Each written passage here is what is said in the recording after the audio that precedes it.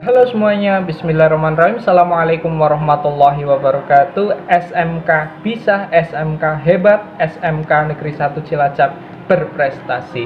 Semangat pagi, pagi, pagi, pagi. Yes. Alhamdulillahirrahmanirrahim, pada kesempatan kali ini kita masih diberikan kesehatan serta kesempatan sehingga bisa melaksanakan pembelajaran pendidikan Pancasila dan kewarganegaraan untuk pertemuan minggu ini. Setelah kalian minggu-minggu lalu juga sudah melakukan pertemuan, untuk minggu ini kita juga sudah mulai belajar lagi terkait dengan pendidikan Pancasila dan kewarganegaraan. Silakan disiapkan terlebih dahulu buku tulis, buku pelajaran, dan catat sesuatu yang menurut kalian itu penting. Langsung saja kita mulai pembelajaran pada kesempatan kali ini. Nah, setelah minggu lalu kalian sudah belajar mengenai hak dan kewajiban warga negara, terutama di dalam nilai-nilai dasar Pancasila. Untuk kesempatan kali ini kita akan belajar mengenai hak dan juga kewajiban warga negara dalam nilai instrumental Pancasila. Tentu saja kalian masih ingat kan apa itu nilai instrumental Pancasila? Ya, nilai instrumental pada dasarnya merupakan penjabaran dari nilai-nilai dasar yang terkandung di dalam Pancasila. Perwujudan nilai instrumental pada umumnya itu berbentuk ketentuan-ketentuan konstitusi, mulai dari undang-undang sampai peraturan-peraturan yang lainnya. Untuk di Indonesia, nilai-nilai instrumental itu terkandung di dalam Undang-Undang Dasar tahun 1945. Terutama kalau kalian perhatikan itu mulai dari pasal 26 sampai pasal 34. Ya, langsung saja kita bahas. Kalau kalian perhatikan ada berbagai macam bendera di situ. Ya, coba kalian tebak hak dan kewajiban apa di situ? Hak dan kewajiban atau hak atas kewarganegaraan, hak untuk mendapatkan kewarganegaraan. Kalau di Indonesia itu tertuang di dalam pasal 26 ayat 1 dan juga ayat 2 Undang-Undang Dasar tahun 1945. Cara untuk menjadi warga negara itu seperti apa? Siapa sih warga negara Indonesia? Apa hak-hak dari warga negara Indonesia? Apa kewajiban warga negara Indonesia? Semuanya tertuang di dalam pasal 26 ayat 1 dan juga ayat 2. Kemudian ada beberapa gambar di sini. Kalau kalian perhatikan, hak dan kewajiban yang akan kita bahas adalah hak dan juga kewajiban kesamaan kedudukan di dalam hukum dan juga pemerintahan. Itu tertuang di dalam pasal 27 ayat 1 Undang-Undang Dasar Negara Kesatuan Republik Indonesia tahun 1945. Di dalam aturan ini jelas dikatakan bahwasannya seluruh rakyat Indonesia, seluruh masyarakat Indonesia itu mempunyai kedudukan yang sama tanpa terkecuali di dalam hukum dan juga di dalam pemerintahan.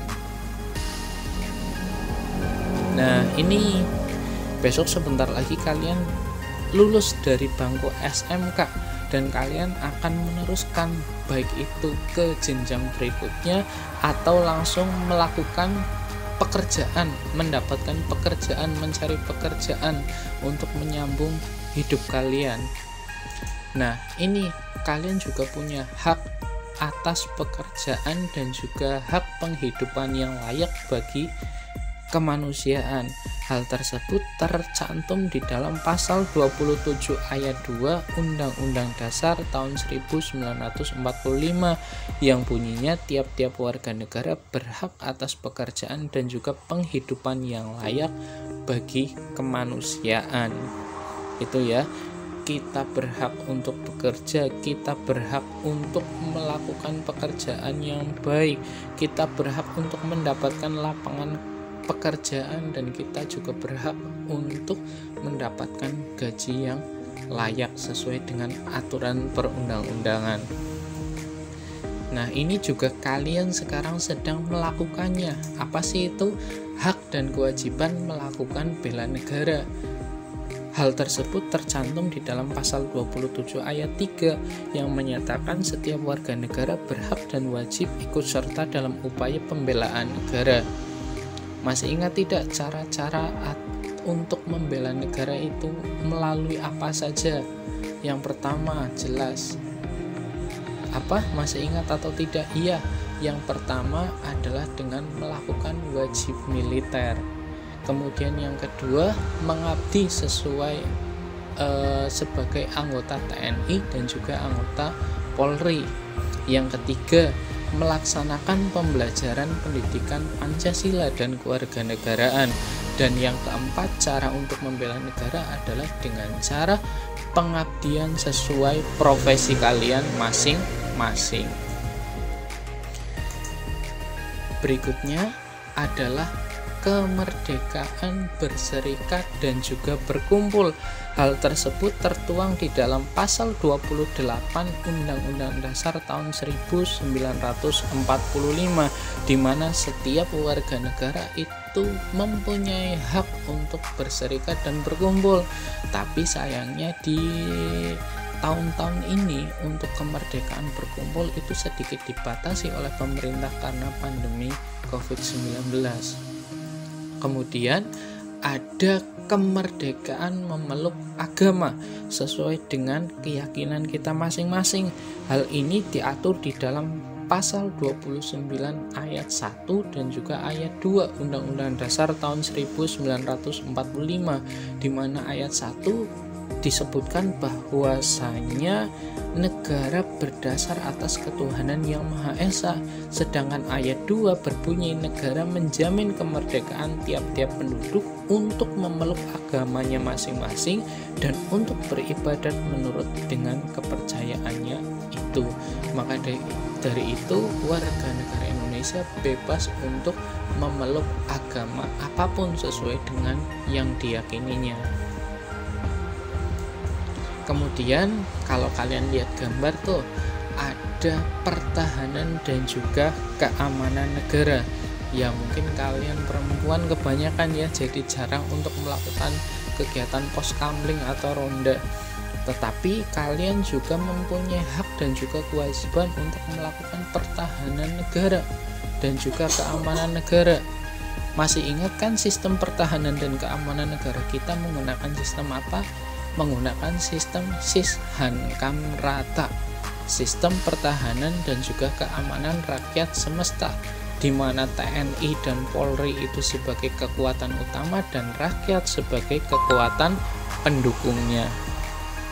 Nah, ini yang sedang kalian lakukan sekarang juga, hak untuk mendapatkan pendidikan yang diatur di dalam pasal 31 ayat 1, ayat 2 dan juga ayat 3 Undang-Undang Dasar tahun 1945.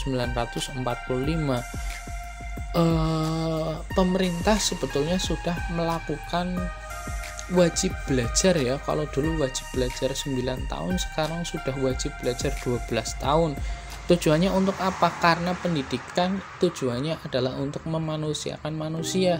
Jadi ketika kita mendapatkan pendidikan yang layak, maka kita akan menjadi seorang pribadi yang lebih baik lagi.